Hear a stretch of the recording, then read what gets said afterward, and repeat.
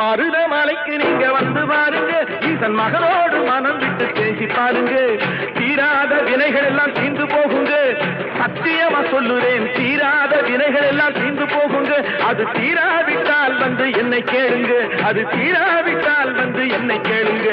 மருதமலைக்கு நீங்க வந்து பாருங்க.